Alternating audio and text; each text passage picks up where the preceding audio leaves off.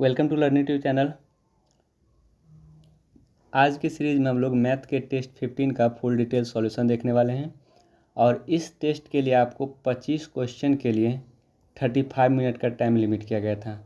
ये बहुत ज़्यादा समय हो जाता है, लेकिन इसीलिए 35 मिनट का टाइम लिमिट किया गया था ताकि जो लोग कम फास्ट मैथ बनाते हैं, यानी जिनको कैलकुलेशन वगैरह से ज़्यादा प्रॉब्लम आती है, वो लोग भी सभी क्वेश्चन को अटैम्प्ट कर सकें। तो ये बहुत ज़्यादा सफिशिएंट समय हो जाता है 35 मिनट। लेकिन अगर आप एसएससी का तैयारी कर रहे हैं एसएससी का, तो आप कोशिश कीजिएगा मैक्सिमम से मैक्सिमम आप 20 मिनट से ज़्यादा समय नहीं लेने का, क्योंकि अगर आप 20 मिनट में 25 क्वेश्चन सॉल्व कर पाएंगे तभी बाकी जो 40 मिनट बचेगा उसमें आप बाकी 75 क्वेश्चन के लिए समय दे पाएंगे। इसीलिए आप जितना फास्ट हो सके उतना फास्ट सॉल्व करने की कोशिश कीजिए मैथ को। देखते हैं आज के सीरीज़ में जो भी क्वेश्चन है सभी क्वेश्चन का डिटेल सॉल्यूशन देखते हैं। इसमें पहला क्वेश्चन है, कोई दुकानदार अपने अंकित मूल्य पर 25% बट्टा देने के बाद घटे हुए मूल्य पर 20% बट्टा देकर बेचता है। यानी जैसे एक मान चलिए हम अंकित मूल्य x मानते हैं, अंकित मूल्य पर जब हम 25% बट्टा देते हैं तो ये दाम कितना बचेगा 75%, और 75% का शॉर्ट फॉर्म 3/4। ठीक है, अब ये जो घटा हुआ मूल्य है इस पर भी 20% का बट्टा देते हैं, तो अगर हम इस पर भी 20% का बट्टा देंगे इसका मतलब 80% बेचेंगे, और 80% का शॉर्ट फॉर्म जो होता है 4/5 होता है, यानी 80% बेचेंगे ना तो 80/100 यानी 20 से 4 बार में, 20 से 5 बार में, यानी इसका जो शॉर्ट फॉर्म होता है डायरेक्ट 4/5 लिख लें। यदि उसने यानी इतना में बेचा होगा 20% बट्टा देने के बाद, और बेच कितना में रहा है 6,000 रुपये में बेच रहा है, यानी इजिकल टू 6,000। तो यहाँ से हम लोग कैलकुलेशन करके एक्स का वैल्यू अंकित मूल्य निकाल सकते हैं। यानी ये 4 से 4 कट जाएगा और 3 से कितना बार में कटेगा 2,000 बार में, तो एक्स इजिकल टू कितना आ जाएगा 2,000 और मल्टीप्लाई 5 यानी 10,000। इस सवाल का जो आंसर होगा ऑप्शन नंबर सी हो जाएगा। अब नेक्स्ट सवाल देखते हैं, सिंप्लीफिकेशन का सवाल है और सबसे पहले हम लोग क्या करेंगे ब्रैकेट का काम करेंगे। यानी 5 प्लस बड़ी ब्रैकेट और 8 में से 3 जाएगा तो 5 डिवाइड बाय, यहाँ पे 4 में से 2 जाएगा तो 2 डिवाइड बाय। अगर हम इसका कैलकुलेशन करेंगे तो कितना हो जाएगा 8 + 5/6 है ना, तो यानी 8 6 के 48 + 5 53/6 आ जाएगा। ठीक है, फिर अगर हम इसका कैलकुलेशन करें 5 + 5 डिवाइड बाय, ये 2 मल्टीप्लाई, अगर हम इस डिवाइड को मल्टीप्लाई में चेंज करेंगे तो ये पलट जाएगा, यानी 6/53 हो जाएगा, 6/53 हो जाएगा। यानी ये पूरा कैलकुलेशन 12/53 हो गया, 6 2 = 12/53। अब हम अगर इस डिवाइड को अगर हम मल्टीप्लाई में बदलेंगे तो ये जो 12/53 था तो ये 53/12 हो जाएगा। अगर हम यहाँ पे देखेंगे तो 5 प्लस यानी ये कितना हो जाएगा 165/12। ठीक है, अगर हम यहाँ पे कैलकुलेशन करेंगे तो नीचे जो है वो 12 या 12 का 12 से, यानी अगर मान चलिए कटेगा तो 3 4 6 ये सब में आना चाहिए ना, या फिर 12 आना चाहिए नीचे में हर में, तो हर में 12 एक ही ऑप्शन ए में दिया गया। तो इस सवाल का जो आंसर है इसका कैलकुलेशन भी अगर हम करेंगे तो 325/12 आ जाएगा। ये 265 होगा, ये 265। अगर इसका हम पूरा कैलकुलेशन करेंगे कितना आ जाएगा 325/12 आ जाएगा। अब नेक्स्ट सवाल देखते हैं, एक आदमी ने 2 रेडियो में से प्रत्येक को 1500 में बेचा। इनमें से एक पर 25% का लाभ और दूसरे पर 25% का हानि हुई, तो पूरे सौदे पर उसे कुल कितने प्रतिशत का लाभ अथवा हानि हुई। देखिए, जब दो वस्तु का जो विक्रय मूल्य है, जब दो वस्तु का विक्रय मूल्य समान हो, जब दो वस्तु का विक्रय मूल्य समान हो और एक पर पहला पर A% का लाभ, A% का लाभ, और दूसरा पर सेकेंड पर A% का हानि हो। ठीक है, दो वस्तु का विक्रय मूल्य समान हो और एक पर A% का लाभ और दूसरा पर A% का हानि हो, तो इस स्थिति में क्या होगा ओवरऑल आपको हानि ही होगा, और ये जो हानि प्रतिशत होगा वो किसके बराबर हो जाएगा A/10 के होल स्क्वायर के बराबर हो जाएगा। ठीक है, तो सेम उसी तरह से दो रेडियो में से प्रत्येक को 1500 में बेचा, यानी दोनों का विक्रय मूल्य 1500 है, 1500 दोनों का विक्रय मूल्य समान है, एक पे 25% का लाभ दूसरे पे 25% का हानि हुआ, तो इस स्थिति में हमेशा हानि होगा, और हानि वाला एक ही ऑप्शन दिया गया ऑप्शन नंबर ए। तो इस सवाल का जो आंसर होगा ऑप्शन नंबर बी दिया गया, तो इस सवाल का जो आंसर होगा ऑप्शन नंबर बी हो जाएगा। और ये हानि कितना होता है A/10 का होल स्क्वायर, A/10 का होल स्क्वायर, यानी एक बदले में 25/10 का होल स्क्वायर, यानी 25 का स्क्वायर 625/100, यानी 6.25% का हानि, ऑप्शन नंबर बी हो जाएगा। अब नेक्स्ट सवाल देखते हैं, 4 अंकों की सबसे बड़ी संख्या और 5 अंकों की सबसे छोटी संख्या के अंतर में कितना जोड़ा जाए ताकि योगफल 100 हो जाए। यानी 4 अंकों की सबसे बड़ी संख्या कितना हो जाएगा 4 9, और 5 अंकों की सबसे छोटी संख्या कितना हो जाएगा 1 पे 4 0। इस दोनों का अंतर कितना आ गया 1। अब इस 1 में हम लोग कितना जोड़े कि जो योगफल है वो 100 हो जाए। यानी इसका मतलब एक एक्स के बदले में कितना होगा 99 जोड़ेंगे, एक में 99 जोड़ेंगे तो क्या आ जाएगा 100 आ जाएगा। तो इस सवाल का आंसर 99 हो जाएगा। अब नेक्स्ट सवाल देखते हैं। किसी सिनेमा एक आदमी अपने बच्चों के साथ फिल्म देखने जाता है किसी सिनेमा में, जिसमें बच्चों की टिकट का मूल्य वयस्कों के टिकट मूल्य का 1/4 है। यानी बच्चा का जो टिकट का मूल्य है वो वयस्क के टिकट के मूल्य का 1/4 है। यानी वयस्क का टिकट का मूल्य अगर हम 4 मानेंगे तो बच्चा का टिकट का मूल्य 1 रुपया हो जाएगा। ठीक है। यदि 3 वयस्क और 3 बच्चे के टिकट का जो मूल्य है वो 600 रुपया है, एक वयस्क के टिकट का जो मूल्य है वो 4 रुपया है, तो 3 वयस्क के टिकट का मूल्य कितना हो जाएगा 4 तिये 12 रुपये। एक बच्चा के टिकट का मूल्य अगर 1 रुपया है तो 3 बच्चा के टिकट का मूल्य 3 रुपया हो जाएगा। तो टोटल मिला के 3 वयस्क और 3 बच्चे के टिकट का मूल्य कितना हो रहा है 15 रुपया हो रहा है। और ये 15 का वैल्यू कितना दिया गया 600 रुपया दिया गया। यानी 15 का वैल्यू 600, तो एक का वैल्यू कितना हो जाएगा 40। तो किसका निकालना है वयस्क के टिकट का मूल्य। तो वयस्क के टिकट का मूल्य 4 था, तो 4 का वैल्यू कितना हो जाएगा 40 × 4 160। इस सवाल का जो आंसर होगा ऑप्शन नंबर 4 हो जाएगा। अब नेक्स्ट सवाल देखते हैं। 2000 लाभ की राशि में राम, रंजीत और संतोष इसको किस अनुपात में बांटा गया है 2:3:5 के अनुपात में बांटा गया है। यदि तो संतोष को रंजीत से कितना अधिक लाभ मिला। जैसे अगर अनुपात में हम देखें टोटल लाभ कितना हो रहा है 2 रुपया यहाँ, 3 रुपया यहाँ, 5 और 5 10, यानी टोटल लाभ 10 रुपये हो रहा है अनुपात में, और वास्तव में टोटल लाभ 2000। यानी 10 का वैल्यू 2000, तो 1 का वैल्यू कितना हो जाएगा 200। तो क्या चीज़ पूछ रहा है संतोष को रंजीत से कितना अधिक लाभ मिला। तो संतोष को रंजीत से अनुपात में कितना मिल रहा है, संतोष को रंजीत से अनुपात में 2 रुपये अधिक मिला है। जब 1 का वैल्यू 200 तो 2 का वैल्यू 200 × 2 यानी 400। ऑप्शन नंबर 4 इसका राइट आंसर हो जाएगा। अब नेक्स्ट सवाल देखते हैं। एक रेलगाड़ी सड़क के किनारे खड़े एक व्यक्ति को 5 मिनट में पार कर जाती है। यदि रेलगाड़ी की चाल 60 किलोमीटर प्रति घंटा हो तो रेलगाड़ी की लंबाई कितना होगी। देखिए यहाँ पे किलोमीटर प्रति घंटा में दिया गया या मिनट में दिया गया, तो यूनिट को हमेशा सेम रखिए। इसको भी क्या कीजिए आप घंटा में बदल दीजिए। अगर हम इसको घंटा में बदलेंगे तो कितना घंटा हो जाएगा, मिनट को घंटा में बदलने के लिए 60 से डिवाइड करना पड़ेगा, यानी ये 5/60 घंटा हो जाएगा। ठीक है। तो रेलगाड़ी की लंबाई पूछा। अगर कोई रेलगाड़ी एक व्यक्ति को पार कर रहा है तो इसका मतलब रेलगाड़ी केवल अपने और अपनी लंबाई को पार कर रहे हैं। तो यहाँ पे डिस्टेंस बराबर क्या हो जाएगा स्पीड मल्टीप्लाई टाइम, और स्पीड दिया गया 60 किलोमीटर प्रति आवर और टाइम दिया गया 5/60 घंटा, यानी ये किलोमीटर में आएगा क्योंकि ये किलोमीटर आप प्रति आवर में हम लोग चाल माने थे। यानी ये 60 से 60 कट जाएगा, यानी 5 किलोमीटर इसका आंसर आएगा। तो ऑप्शन में मीटर दिया गया तो सबको हम क्या करते हैं मीटर में कन्वर्ट करते हैं, यानी 5 किलोमीटर बराबर 5000 मीटर, यानी इस सवाल का आंसर 5000 मीटर हो जाएगा। अब नेक्स्ट सवाल देखते हैं। नवनीत और नमिता के वर्तमान आयु में 24 वर्ष का अंतर है और अनुपात 5:7 है। अनुपात में कितना का अंतर हो रहा है, अनुपात में 2 का अंतर हो रहा है और वास्तव में 24 का अंतर हो रहा है। यानी ये 2 का वैल्यू 24 है, तो 1 का वैल्यू कितना हो जाएगा 12। तो उनकी वर्तमान आयु का योग क्या है, तो अनुपात में योग कितना हो जाएगा 5 + 7 12। जब 1 का वैल्यू 12 तो 12 का वैल्यू कितना हो जाएगा 12 × 12 144। ये 12 जो आया वो इस दोनों का योग आया, वर्तमान आयु का योग निकालना था, तो 7 × 5 = 12 का वैल्यू 144। Option number 2। अब नेक्स्ट सवाल देखते हैं। ये किसी काम को राम और श्याम 10 दिन और 20 दिन में करते हैं। अगर दोनों मिलकर 5 दिनों में काम करते हैं, इसके बाद राम काम छोड़कर चला जाता है, तो शेष काम अब कितने दिन में श्याम समाप्त करेगा। देखिए इसका 2 तरीका होता है, एक फ्रैक्शन मेथड होता है, एक एलसीएम मेथड होता है। तो हम दोनों ही तरीका से बताए थे, जिनको जो तरीका अच्छा लगे उस तरीका से अपना सॉल्व कर लीजिएगा। जैसे राम किसी काम को 10 दिन में करता है और श्याम उसी काम को 20 दिन में करता है। अगर दोनों मिलकर 5 दिन काम करता है तो 5 दिन में राम कितना भाग कर लेगा 5/10 और श्याम कितना भाग कर लेगा 5/20। यानी टोटल मिला के ये कितना भाग हो गया 5 दिन में दोनों मिलके। यहाँ अगर कैलकुलेशन करेंगे तो 4 एलसीएम आ जाएगा, 2 + 1 3, यानी 3/4 भाग 5 दिन में कंप्लीट हो गया।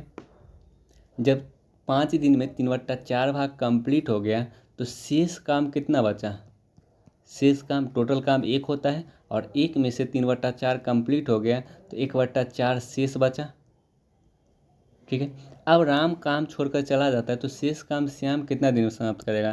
देखिए, श्याम टोटल काम को 20 दिन में समाप्त करता है, तो अब शेष काम तो 1/4 ही बचा था ना, तो 1/4 काम को कितना दिन में समाप्त करेगा? 20 का 1/4 कितना होता है? 5 दिन। यानी इस सवाल का जो आंसर होगा 5 दिन, ऑप्शन नंबर 2 हो जाएगा। ठीक है, ये तो आपका फ्रैक्शन मेथड हुआ। बहुत लोग एलसीएम मेथड से भी बनाते हैं, तो एलसीएम मेथड से हम लोग कैसे बनाएंगे वो भी देख लेते हैं। जैसे राम 10 दिन में काम कंप्लीट करता है और श्याम 20 दिन में काम कंप्लीट करता है, तो 10 और 20 का एलसीएम कितना हो जाता है? 20। यानी ये जो 20 है वो टोटल काम आ गया। टोटल काम अगर 20 है और ये 10 दिन में कंप्लीट कर रहा है तो इसका मतलब एक दिन में 2 काम। टोटल काम 20 है और ये 20 दिन में कंप्लीट कर रहा है, इसका मतलब एक दिन में 1 काम। अगर 5 दिन तक दोनों मिलकर काम किया, 5 दिन तक, तो 5 दिन में ये 5 दूना 10 काम कर देगा और 5 दिन में ये 5 काम कर देगा। यानी इसका मतलब हुआ कि 5 दिन में राम और श्याम मिल के 10 + 5 15 काम कर देगा। 10 + 5 15 काम कर देगा। तो जब राम और श्याम 20 काम में से 5 दिन में 15 काम कर दिया तो शेष काम कितना बचा? 20 में से 15 घटाएंगे तो 5 शेष काम बचा। अब इस शेष काम को कौन करेगा? श्याम करेगा। और श्याम जब एक दिन में 1 काम करता है तो 5 काम करने में कितना? 5/1 यानी 5 दिन लेगा। इन इस सवाल का जो आंसर होगा वो 5 दिन, ऑप्शन नंबर 2 हो जाएगा। तो जिसको जो तरीका अच्छा लगता है वो उस तरीका से सॉल्व कर सकते हैं। अब नेक्स्ट सवाल देखते हैं। 3 लगातार सम संख्याओं का योग 2946 है, तो उसमें बड़ी और सबसे छोटी संख्या का अंतर क्या होगा? यहाँ पे सम संख्या छूटा हुआ था, यानी दोपहर में 12 बजे के बाद इसको ठीक कर दिया गया था। सम संख्या यहाँ पे सुधार दिया गया था टेस्ट सीरीज में, तो 12 बजे से पहले जो बनाए होंगे उनको 1 मार्क्स कम मिला होगा, क्योंकि यहाँ पे जो है सम संख्या छूट गया था टेस्ट लेते समय। चलिए, 3 लगातार संख्या का योग जो है वो 2946 है। देखिए, अगर इसको बेसिक से बनाइएगा तो ज़्यादा जोड़ना घटाना पड़ जाएगा। इसका सबसे शॉर्टेस्ट तरीका बता देते हैं। जैसे अगर आप 3 लगातार सम संख्या कोई भी ले लें, कोई भी, जैसे 2 4 6 ले लें, तो इसमें सबसे बड़ी और सबसे छोटी संख्या का अंतर क्या आ गया? 4 आ गया ना। अगर कोई भी और भी लेते हो, जैसे 12 14 16 ले लेते हैं, लगातार 3 लगातार सम संख्या, इसमें भी बड़ी और छोटी संख्या का अंतर कितना आ गया? 4 आ गया। तो हमेशा क्या होगा? अंतर 4 ही का होगा अगर 3 संख्या है तो। जिससे अगर हम पहला संख्या को x मानेंगे तो दूसरा संख्या क्या हो जाएगा? x+2, और उसका अगला संख्या कितना हो जाएगा? x+4, क्योंकि प्रत्येक 2 संख्या के बाद ही तो सम संख्या आता है ना। इसीलिए पहला सम संख्या x मानेंगे तो दूसरा सम संख्या x+2 और तीसरा सम संख्या x+4 होगा। तो इसका योग 2916 को बराबर करके फिर x निकालेगा, फिर x+4 निकालेगा, फिर दोनों का अंतर निकालेगा। आप डायरेक्ट ही x+4 और x का अंतर निकाल लीजिए। x+4 और -x, इस दोनों का अंतर कितना जाएगा? 4। इन उसके बीच का जो अंतर होगा 4, ऑप्शन नंबर 4 हो जाएगा। अब नेक्स्ट सवाल देखते हैं।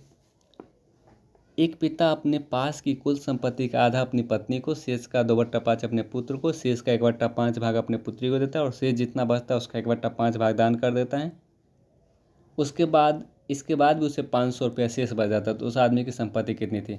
देखिए, ये बात हम पिछले वीडियो में भी 2-3 वीडियो में बता चुके हैं कि अगर शेष का बात करें, हमेशा शेष का बात करें, तो कुछ नहीं करना है, आप उस आदमी की संपत्ति को x मान लीजिए। ठीक है, देखिए, बहुत ही शॉर्टेस्ट, बहुत ही कम कैलकुलेशन में ये सवाल बन जाएगा। उस आदमी की संपत्ति को x मान लेते हैं। अगर वो अपना कुल संपत्ति का आधा पत्नी को दे दिया तो कितना बचा उसके पास शेष? आधा दे दिया तो आधा ही शेष बचा। अब इस शेष बचे हुए भाग में से 2/5 पुत्र को देता है। अगर 2/5 पुत्र को दे दिया तो शेष कितना बचा? 3/5, शेष 3/5। अब ये जो शेष बचा, इस शेष का 1/5 भाग पुत्री को दे देता है। अगर इस शेष में से 1/5 पुत्री को दिया तो बाकी शेष कितना बचा? 4/5 बता। अब ये जो बाकी शेष बचा, इस शेष में से 1/5 भाग दान कर देता है, तो अब कितना बचेगा? 4/5 फिर से बच जाएगा। अब ये जो शेष बचा, ये किसके बराबर है? 500 के बराबर है। ये जो शेष बचा किसके बराबर है? 500 के बराबर है। तो यहाँ से कैलकुलेशन करके आप डायरेक्ट x का वैल्यू निकाल सकते हैं। इसमें ज़्यादा कैलकुलेशन नहीं करना पड़ेगा। अगर आप x का वैल्यू निकालेंगे तो आपको 2604.16 आ जाएगा, ऑप्शन नंबर 4 हो जाएगा।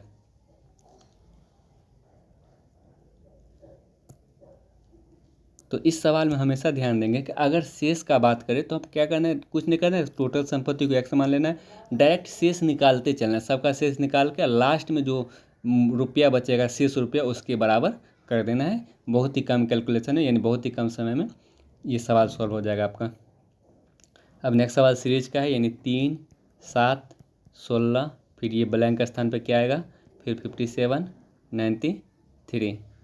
तो कुछ नहीं करना, पहले हम इस तरह का सवाल हमेशा पहले डिफरेंस निकालें। यहाँ पे कितना का डिफरेंस हो रहा है, 4 का, यहाँ पे 9 का डिफरेंस हो रहा है, और यहाँ पे कितना का डिफरेंस हो रहा है, 36 का डिफरेंस हो रहा है।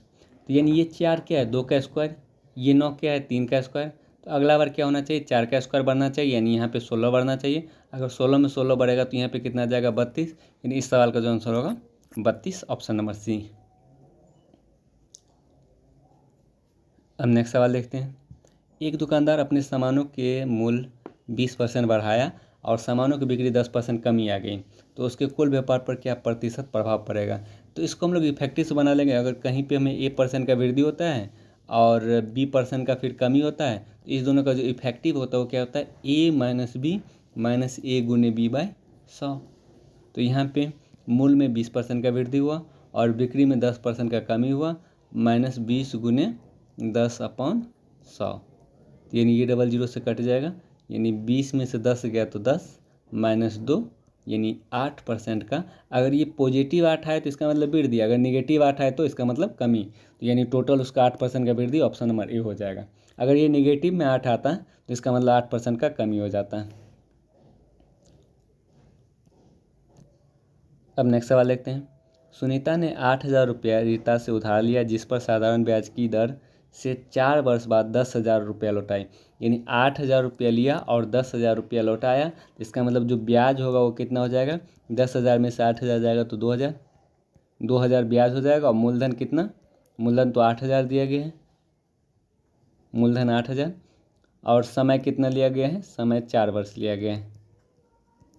तो दर निकालना है, तो साधारण ब्याज में दर बराबर क्या होता है, ब्याज गुने 100, यानी ब्याज 2,000 गुने 100 अपॉन मूलधन गुने समय। मूलधन 8,000 और समय कितना, 4 वर्ष। यानी ये 2,000 से 8,000 4 बार में कट जाएगा, 4 से ये 25 बार में कट जाएगा। यानी इस सवाल का जो आंसर होगा वो 25/4, 25 ऊपर बच गया और 4 नीचे बच गया, यानी 25/4%, ऑप्शन नंबर ए। अब नेक्स्ट सवाल देखते हैं। एक आदमी अपने वास्तविक चाल के 5/3 चाल से दफ्तर जाता है और दफ्तर 30 मिनट पहले पहुंचता है, तो वास्तविक चाल से दफ्तर जाने में उसे कितना समय लगता है। देखिए इस सवाल में बहुत लोगों को बहुत कन्फ्यूजन होता है और साथ ही साथ इसमें 2-3 तरह का सवाल पूछा जाता है। तो सभी जो जितने भी तरीके के इसमें सवाल बन पाते हैं सभी सवाल को हम लोग देख लेते हैं इसी सवाल के माध्यम से। जिससे इस तरह का सवाल जब भी आए तो पहले क्या करना है, आपको चाल का अनुपात निकाल लेता है। ठीक है, प्रारंभ में उसका क्या था चाल, यानी पहले क्या था उसका चाल, पहले उसका चाल क्या था और अब उसका चाल क्या है। पहले हम चाल का अनुपात निकाल लेते हैं। देखिए एक आदमी अपने वास्तविक चाल का 5/3 चाल से दफ्तर जाता था, यानी वास्तविक चाल उसका, यानी पहले का चाल उसका 3 था तो अभी का चाल उसका 5 हो जाएगा, 5/3 चाल से गया। तो जब चाल का अनुपात 3:5 हो गया उसका, तो समय का अनुपात कितना हो जाएगा, 5:3 हो जाएगा। समय का जो अनुपात होता है वो चाल के अनुपात का रिवर्स होता है, यानी 5:3 हो जाएगा उसके समय का अनुपात। तो यानी पहले 5 मिनट लगता था तो अब कितना मिनट लग रहा है, 3 मिनट लग रहा है। तो कितना मिनट का बचत हो रहा है अनुपात में, 2 मिनट का बचत हो रहा है। और यहाँ पे बोला है कि 30 मिनट पहले पहुँच जाता है। यहाँ पे अनुपात में 2 मिनट पहले पहुँच रहा है और वास्तव में 30 मिनट पहले पहुँच रहा है, यानी 2 का वैल्यू 30 तो 1 का वैल्यू 15 हो जाएगा। जब 1 का वैल्यू 15 तो उसका वास्तविक चाल से चलने पर उसे कितना समय लगता था। तो यानी वास्तविक चाल ये वाला माने थे ना, पहले वाला चाल ना, तो वास्तविक चाल से चलने पर उसको 5 मिनट का समय लगता था। तो 5 का वैल्यू कितना हो जाएगा, 15×5 = 75 मिनट, यानी ऑप्शन नंबर सी इसका राइट आंसर होगा। पहला क्वेश्चन आपका ये हो गया, वास्तविक चाल से उसे कितना समय लगता है। दूसरा क्वेश्चन ये भी हो सकता था कि तो अभी उसे कितना समय लगा, तब हम 3 का वैल्यू निकालते हैं। अगर ये क्वेश्चन रहता है कि 5/3 चाल से चलने में कितना समय लगा, तो हम क्या करते, 3 का वैल्यू निकालते हैं। तीसरा क्वेश्चन ये हो सकता था कि कि उसे कितना समय का बचत होता है। अगर 5/3 चाल से चलने पर 30 मिनट पहले पहुंच जाता है तो ये तो 30 मिनट का बचत होता है, ये तो दे ही दिया गया था, यानी ये सवाल नहीं पूछा जाता।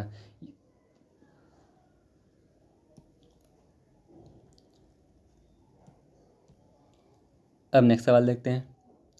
दूध तथा पानी के 50 लीटर के मिश्रण में 25% पानी है और के साथ, यानी जिसमें 25% पानी है उसके साथ 30% पानी वाला एक कितना लीटर घोल मिलाया जाए। यानी 50 लीटर के मिश्रण में 25% पानी है और इस मिश्रण में कितना, यानी x लीटर, कितना लीटर का घोल मिलाया जाए, यानी 30% पानी वाला कितना लीटर घोल मिलाया जाए। तो हम लोग मान लेते हैं कि x लीटर का घोल मिलाया जाए ताकि जो मिश्रण हो जाए उसका जो उसमें 20% पानी हो जाए। ठीक है, तो इसको एलिगेशन से सॉल्व कर लेंगे। 30 में से 20 घटाएंगे तो यहाँ 10 आ जाएगा, फिर 25 में से 20 घटाएंगे तो यहाँ 5 आ जाएगा। यानी उसके जो मिश्रण का अनुपात होगा वो 2:1 होगा। और पहला मिश्रण का कितना लीटर था, 50 लीटर। यानी ये 2 का वैल्यू जब 50 तो ये 1 का वैल्यू कितना हो जाएगा, 25। यानी इस सवाल का जो आंसर होगा ऑप्शन नंबर 2 हो जाएगा। यानी इसको एलिगेशन के मेथड से बना लेंगे, बहुत ईजिली ये सवाल सॉल्व हो जाएगा। अब नेक्स्ट सवाल देखते हैं। एक आदमी किसी वस्तु को जब 1500 रुपये पर बेचता है उसे उतनी ही रुपये की हानि होती है जितना उस वस्तु को 2500 रुपये में बेचने पर लाभ होता है, तो उस वस्तु का क्रय मूल्य ज्ञात करें। देखिए, इस तरह का सवाल जब भी आए कि कोई संख्या 25 से उतना ही बड़ा है जितना 25 से उतना ही छोटा है जितना 15 से बड़ा, तो वो संख्या निकालने के लिए क्या करेंगे, हम दोनों को जोड़कर 2 से डिवाइड कर देंगे। ठीक है, इसका डायरेक्ट मेथड है ये सवाल बनाने का। तो अगर इस तरह का सवाल जब भी आए कि कोई वस्तु को बेचने पर 1500 रुपये में बेचने पर उतना ही हानि होता है जितना 2500 रुपये बेचने पर लाभ, तो CP जो निकालना होगा क्रय मूल्य, क्या करना है, दोनों को जोड़कर 2 से डिवाइड कर देना है। ठीक है, अगर हम दोनों को जोड़ेंगे तो 4000/2 यानी 2000। इस सवाल का जो आंसर होगा ऑप्शन नंबर 2 हो जाएगा। अब नेक्स्ट सवाल देखते हैं। एक हौज में 2 नल A और B लगा हुआ है। नल A 5 लीटर प्रति मिनट की दर से हौज में पानी भरता है। देखिए, इस स्टेटमेंट को रहने दीजिए, अभी इस स्टेटमेंट का जो यूज है हम लोग लास्ट में करेंगे। जबकि दूसरा नल B भरे हुए हौज को 40 घंटे में खाली करता है। यानी B 40 घंटे में खाली करता है और A कितना देर में भरता है ये नहीं पता, तो हम लोग मान लेते हैं A जो है वो x आवर में टंकी को भरता है। तो जब हौज पूर्णतः खाली हो जाए तो दोनों नल एक साथ खोल दिए जाए तो 120 घंटा में हौज पूर्णतः भर जाता है। तो हौज की क्षमता ज्ञात करें। कहने का मतलब है जब हौज खाली हो जाए और जब हम दोनों नल को भरते हैं तो ये 120 घंटा में भर जाता है। 120 घंटा में भर, अगर ये नल भरता है तो ये जो है भरने वाला जो है वो कम समय लेगा, यानी इससे कम समय लेगा।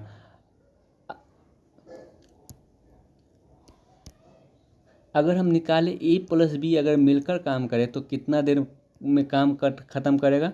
जैसे ये x मिनट में भरता है और 40 घंटा में, x घंटा में भरता है और ये 40 घंटा में खाली करता है। यानी दोनों मिलकर कितना घंटा में खाली काम करेगा, x × 40/40 - x। 40 - x क्यों किए, क्योंकि ये कम समय लेगा।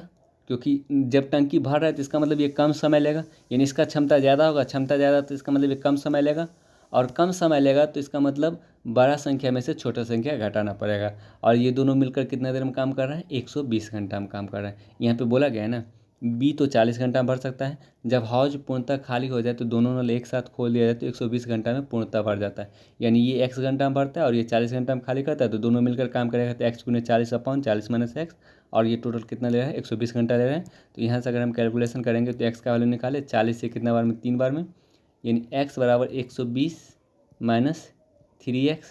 यानी ये इधर आएगा तो यानी 4x = 120, तो x = कितना हो जाएगा, 30। यानी इसका मतलब क्या हो गया कि जो A है वो 30 घंटा में टंकी को भर देगा, 30 घंटा में टंकी को भरेगा। और यहाँ A के बारे में बोला गया है, A जो है 5 लीटर प्रति मिनट की दर से हौज को भरता है। यानी A जो है वो 1 मिनट में 5 लीटर पानी को भरता है। तो 30 घंटा को अगर मिनट में बदलेंगे तो कितना हो जाएगा, 1800 मिनट। तो 1800 मिनट में कितना पानी भरेगा, 18×5 = 90, यानी 9000 लीटर पानी भर देगा। तो इसका मतलब जो टंकी का क्षमता होगा वो 9000 लीटर, ऑप्शन नंबर 4। अब नेक्स्ट सवाल देखते हैं। एक नाव की चाल धारा के साथ 20 किलोमीटर प्रति घंटा और धारा के विपरीत 12 किलोमीटर प्रति घंटा हो तो धारा की चाल क्या होगी। देखिए, जब धारा के साथ में जो है चाल वो x दिया जाए, x किलोमीटर प्रति आवर, और धारा के विरुद्ध अगर नाव का चाल अगर y किलोमीटर प्रति आवर दिया जाए, ठीक है। तब अगर नाव का चाल पूछे, नाव या व्यक्ति का चाल पूछें, नाव या व्यक्ति का चाल, तो क्या करना है, दोनों को जोड़कर 2 से डिवाइड कर देना है। या धारा का चाल पूछे, धारा का, तब क्या करना है, दोनों को घटा के 2 से डिवाइड कर देना है। तो सेम उसी तरीके से यहाँ पे धारा के साथ 20 किलोमीटर प्रति घंटा, धारा के विपरीत 12 किलोमीटर प्रति घंटा हो, तो धारा का चाल पूछ रहा है तो क्या करेंगे, दोनों को जोड़कर, नहीं, दोनों को घटा के, धारा का चाल पूछा है ना, जब धारा का चाल पूछता है तो क्या करते हैं, दोनों को घटा के 2 से डिवाइड करते हैं। यानी 20 में से -12/2, यानी 20 में से 12 के 8/2, यानी 4 किलोमीटर प्रति आवर धारा का चाल हो जाएगा। अब नेक्स्ट सवाल देखते हैं। 6400 रुपया का 2 वर्ष का 15/2% की दर से चक्रवृद्धि ब्याज कितना रुपया होगा। देखिए, अगर इसको फार्मूला से बनाएगा तो सबसे पहले आपको अमाउंट निकालना पड़ेगा। अमाउंट का ही फार्मूला पता है चक्रवृद्धि ब्याज में, अमाउंट बराबर P/1 + R/100 ठीक है, जो कि ये बहुत ज़्यादा कैलकुलेटिव हो जाएगा। इसको कैसे बनाना है, सबसे पहले क्या करना है कि आप मूलधन, चक्रवृद्धि ब्याज में क्या होता है, ब्याज पे भी जो ब्याज मिलता है उसे ही चक्रवृद्धि ब्याज बोलते हैं। तो सबसे पहले क्या करना है, मूलधन पे जो ब्याज मिलेगा वो निकाल लेना है। फिर पहला साल जो ब्याज मिला होगा ना, उस पे, तो उस ब्याज पे भी अगला साल ब्याज मिलेगा, तो उसको हम अलग से निकाल लेंगे और सब ब्याज को एक साथ जोड़ लेंगे। ठीक है, कैसे बनाएंगे वो देख लेते हैं। सबसे पहले क्या करना है, 6400 रुपया पर 15/2% की दर से एक साल में कितना ब्याज मिलेगा, यानी 15/2% की दर से 2 से ये 32 बार में, यानी 15 दूना 30, 15 या 45, 3 48, यानी 480 रुपये ब्याज मिलेगा। अगर 15/2% दर से ब्याज निकाले तो 6400 रुपये पे। इसका मतलब पहला साल ये 6400 रुपया पर 480 रुपया ब्याज मिलेगा। 2 साल है तो दूसरा साल भी ये 480 रुपया ब्याज मिलेगा मूलधन पे। लेकिन चक्रवृद्धि ब्याज में क्या होता है, ब्याज पे भी ब्याज मिलता है। तो जो पहला साल जो हमको 480 रुपया ब्याज मिला था, इस ब्याज पे हमें अगला साल 15/2% की दर से ब्याज तो मिलेगा ना। तो अगर 480 पर 15/2% की दर से ब्याज मिले तो कितना हो जाएगा, ये 0 से 0 कर जाएगा, 2 से, फिर 5 से ये 3 बार में, 5 से ये 4 बार में, 4 से ये 12 बार में, 12 गुने 3 यानी 36 रुपया ब्याज मिल जाएगा। यानी जो पहला साल हमको 480 रुपया ब्याज मिला था, उस ब्याज पे 15/2% की दर से 36 रुपये ब्याज और मिल जाएगा। ये दोनों मूलधन पे ब्याज था और ये जो है ब्याज पे ब्याज है, तभी तो चक्रवृद्धि ब्याज निकलेगा ना।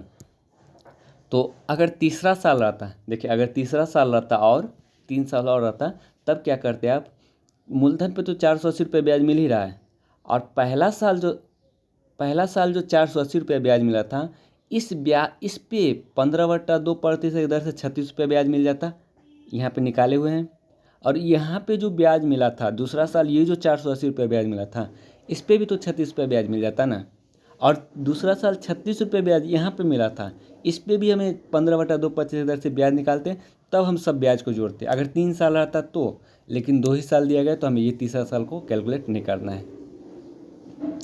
तो अगर हम यहाँ से जोड़ेंगे तो 480 960 प्लस 36, ये 960 और प्लस 36 कितना हो जाएगा, 996, यानी ऑप्शन नंबर 2 इसका राइट आंसर हो जाएगा। अगर इस तरीके से आप सवाल को सॉल्व करते हैं, चक्रवृद्धि ब्याज के सवाल को, तो बहुत ऐसा सवाल होगा आपका जो बिना कलम छुए, यानी कलम बिना ज़्यादा कैलकुलेशन किए आप इस सवाल को ईजिली सॉल्व कर पाएंगे, अगर इस तरह से आप सवाल को बनाते हैं तो। अब नेक्स्ट सवाल देखते हैं। ये सवाल जो है वो पहले किसी वीडियो में बताया जा चुका है BSSC के सेट में। इसको हम लोग कैसे बनाते हैं तो वो भी देख लेते हैं। पहले बेसिक देख लेते हैं और शॉर्ट भी देख लेंगे इसका। बेसिक देखते हैं इसका। 70 लीटर दूध को 630 रुपये में खरीदा तो मेरा जो टोटल CP होगा वो कितना हो जाएगा, 630 रुपया हो जाएगा। ठीक है, फिर उसमें हम 5 लीटर पानी मिला दिए, यानी अगर हम 70 लीटर दूध था और 5 लीटर पानी मिला दिए, यानी टोटल जो मेरे पास मिश्रण आएगा वो 75 लीटर आएगा। और इस 75 लीटर को अगर हम 9 रुपये प्रति लीटर की दर से बेचते हैं तो जो विक्रयमूल्य आएगा वो कितना हो जाएगा, 75 गुने 9, यानी यहाँ से कैलकुलेशन करके विक्रयमूल्य निकालेंगे। उसके बाद हम लोग ईजियली लाभ या हानि कैलकुलेट कर सकते थे। लेकिन ये जो सवाल है इतना ज़्यादा कैलकुलेटिव नहीं है, ये बहुत ही सिंपल सवाल है। इसको हम लोग डायरेक्ट कैसे बनाएंगे वो भी देख लेते हैं। जैसे क्या है कि एक दूध वाला 70 लीटर दूध 630 रुपये में खरीदता है, 70 लीटर दूध 630। अगर आप 1 लीटर का जो क्रय निकालेंगे तो 70 से कितना बार में कट रहा है, 9 बार में कट रहा है। यानी इसका मतलब 1 लीटर का जो CP है वो 9 रुपया है। 1 लीटर का CP 9 रुपया है और 1 लीटर का SP भी 9 रुपया दिया गया है, यानी विक्रय मूल्य भी 9 रुपया दिया गया है। तो अगर मान चलिए 70 लीटर खरीदता 630 रुपये में और 9 रुपये प्रति लीटर की दर से बेचता तो कोई लाभ या हानि नहीं होता। इसका मतलब मूल्य में वो वृद्धि नहीं कर रहा है, मूल्य में तो कोई वृद्धि नहीं कर रहा है। 9 रुपये लीटर दर से खरीदा भी था, 9 रुपये लीटर की दर से बेच भी रहा है, मूल्य में कोई वृद्धि नहीं कर रहा है। इसका मतलब जो लाभ होगा वो किस पे डिपेंड करेगा, पानी पे। जितना पानी मिलाएगा उतना ज़्यादा उसको लाभ होगा। जब आप मूल्य में नहीं वृद्धि कर रहे हैं तो एक्स्ट्रा जो पानी मिलाए हैं वही तो लाभ होगा ना। तो आपका लाभ कितना हो जाएगा, आप 5 लीटर पानी मिला रहे हैं तो 5 लीटर लाभ हो जाएगा कितना लीटर में, 70 लीटर में, गुने 100। यहाँ से डायरेक्ट आप लाभ प्रतिशत कैलकुलेट कर सकते हैं। यानी 5 से 14 बार में, 2 से ये 7 बार में, 2 से ये 50 बार में, यानी 50/7% आपका लाभ। ऑप्शन नंबर 4 इसका राइट आंसर हो जाएगा। अब नेक्स्ट सवाल देखते हैं। 18 विद्यार्थी का औसत आयु 20 वर्ष है। जब 30 वर्ष का एक नया विद्यार्थी पुराने विद्यार्थी को हटा के आ जाता है, यानी पुराना विद्यार्थी के स्थान पर एक 30 वर्ष का नया विद्यार्थी आ जाता है, जिससे औसत में 1 वर्ष बढ़ जाती है। अगर औसत में 1 वर्ष बढ़ जाती है तो 18 विद्यार्थी की आयु में टोटल ये 18 वर्ष का वृद्धि हुआ होगा। और ये 18 वर्ष का वृद्धि किस में हुआ होगा, जो नया, बाकी विद्यार्थी का तो आयु सेम ही होगा। जो विद्यार्थी छोड़ेगा और जो विद्यार्थी आएगा उसी दोनों विद्यार्थी के बीच का अंतर 18 वर्ष होगा। इसका मतलब जो नया विद्यार्थी आया वो पुराने विद्यार्थी से 18 वर्ष ज़्यादा आया होगा, तभी तो औसत में 1 का वृद्धि हुआ था ना।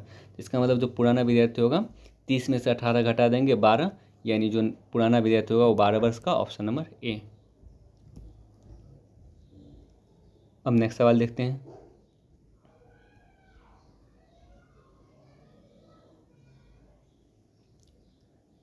दो 2007 से 2008 में कच्चे तेल के आयात में कितना प्रतिशत का वृद्धि हुआ है।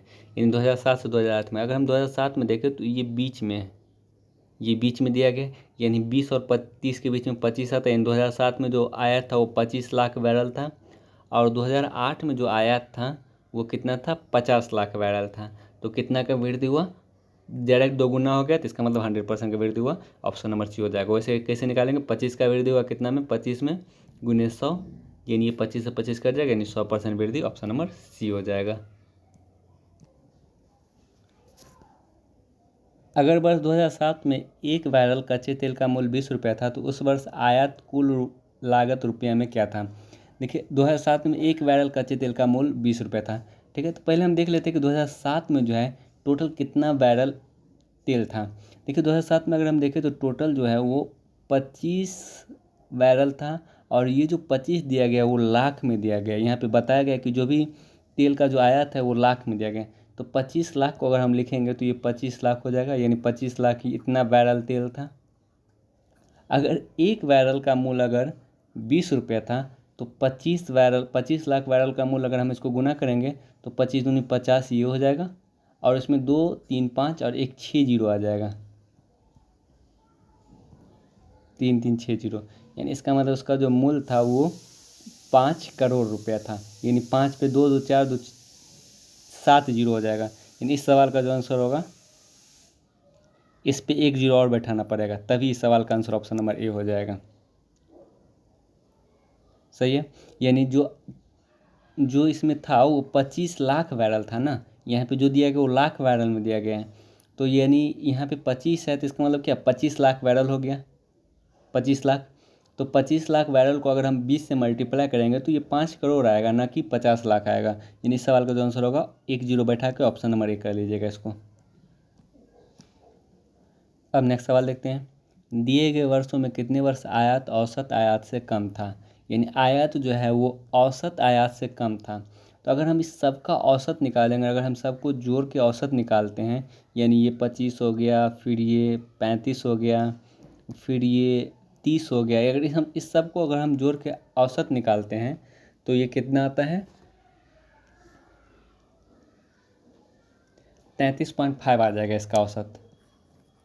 इसका अगर हम औसत निकालते तो ये कितना आ जाएगा औसत, 33.5। यानी 33.5 से कितना वर्ष जो आयात है वो कम था। यानी 33.5 अगर हम बात करें तो ये लगभग ये हो गया 33.5, इसके अप्रॉक्स में चला गया। इससे कितना कम था, यानी 1 2 3, यानी 3 साल जो है वो औसत से कम आ रहा है। यानी इस सवाल का जो आंसर होगा वो ऑप्शन नंबर 1 हो जाएगा।